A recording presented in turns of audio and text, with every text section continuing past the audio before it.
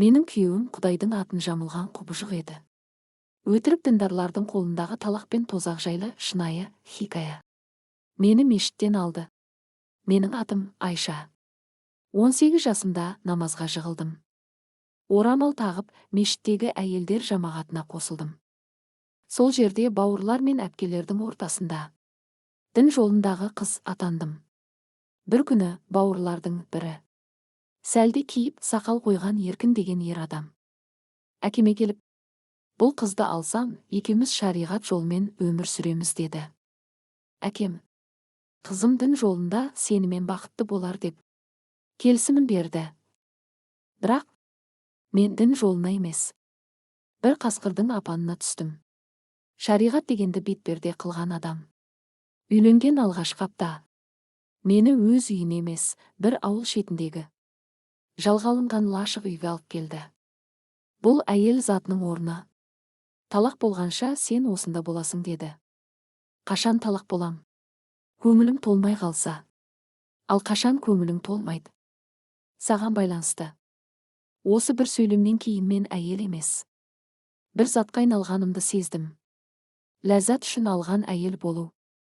Түнде мені құшақтаса, таңертең мешітке кетіп қалады. Мені ешкімге көрсетпейді. Телефон бермеді.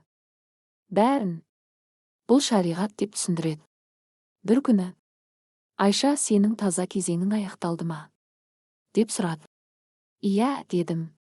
Онда некелі түн болады деді. Сол түні мен тұңғыш рет діннің артында қандай азап, қандай зорлық жасырулы болатынын тірі көрдім. Сені талақ еттім. Бір күні оянып едім. Ешкім жоқ. Қасында бір жапырақ қағаз. Сені талақ еттім. Енді харам емессің. 3 ай күт. Басқаға тиюіңе болады. Мен шок күйде қалдым. Жылай да алмадым. Күлейін десем, өмір мазақ боп тұр. Ол менен ешбір заңды ажырасусыз, еш құжатсыз, шариғатпен мені тастап кете салды. Ал мен әке-шешеме де қайтып бара алмадым. Олар өзің таңдап шыққан жол. Сабыр қыл деді. Сабыр емес, құрбандық еді бұл. Талақтан талаққа бір шариғатшы әйел қайта тұрмысқа шығуыңа болады деді. Намаз оқисың ба? Болды онда. Бауырлардың бірімен қосамыз.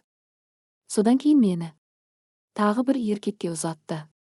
Ол да, сен бұрынғыдан таза емессің деді. Бірақ ниетің дұрыс болса, күнәң кешіріледі. Бірақ ол да 1 айдан соң сені талақ еттім деді. Мен талақтан талаққа лақтырылып жүрген тірі жансыз едім.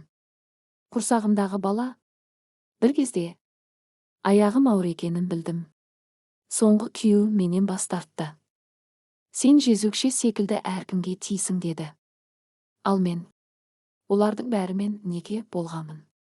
Бірақ бәрі мені ниетпен ғана алып, көнбей қалсам талақ ете салған. Баламмен жалғыз қалдым. Мешітке бардым. Бұл сенің сынағың. Тағы да сабыр ет деді. Мен енді Құдайдан емес, адамдардан қорқатын болдым. Ақиқат қайда? Жылдар өтті. Мен жұмыс таптым. Баламды өсірдім. Орамалымды шештім. Құдайға сенуді қойған жоқпын. Бірақ адамның атын жамылып, Құдайды саудаға салғандарды кешірмедім. Намаз ләззатқа жол ашу емес. Хиджаб зорлықты жасыруға арналған перде емес. Дін адамшылықты үйретуі керек еді. Олар құлдыққа айналдырды. Баламның сұрағы менің ең үлкен жазам болды. Балам Рамазан 15 жасында алдыма келіп, әке деген қандай адам? Деп сұрады. Мен сасып қалдым. Ол тағы айтты. Менің әкем сізге талақ айтып кеткен сол адам ба? Егер солай болса, мен неге оның баласымын? Көз жасымды жұтып тұрып, сенің еш кінәң жоқ, балам. Сен өмірге нәпсінің емес, сабырдың жемісі боп келдің дедім. Бірақ оның көзі маған сенген жоқ. Ол сол сәттен бастап менен алыстай бастады. Бұрынғы күйеуім қайта пайда болды. Бір кеште телефон шыр ете қалды. Ассаламуғалейкум, Айша, мен Еркінмін. Жүрегім шым етті. Не керек? дедім. Ұлым бар дейді. Көргім келеді. 15 жылдан кейін есіңе түсті ме? Намаздамын, тәубеме келдім. Сенің кешіріміңді сұрағым келеді. Мен дірілдеп тұрдым. Құдайдан сұра. Мен сені кешірмеймін. Менің Құдайым сені кешірген шығар. Бірақ менің әйелдігім сені ешқашан кешірмейді.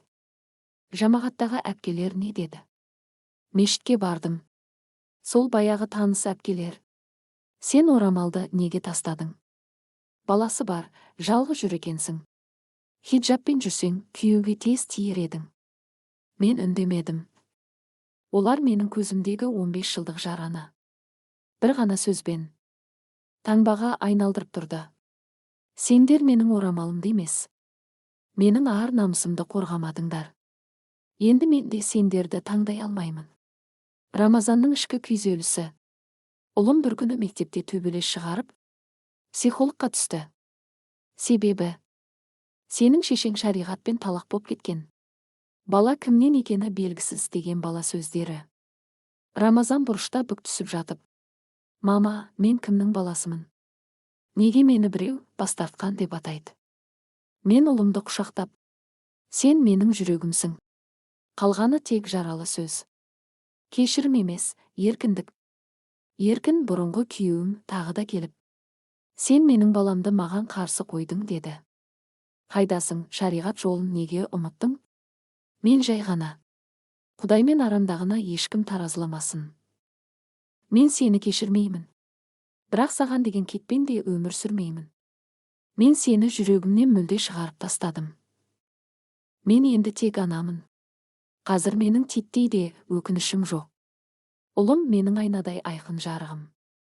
Ал мен біреудің талағы емес, өмірдің сабағы боп қалған әйелмін.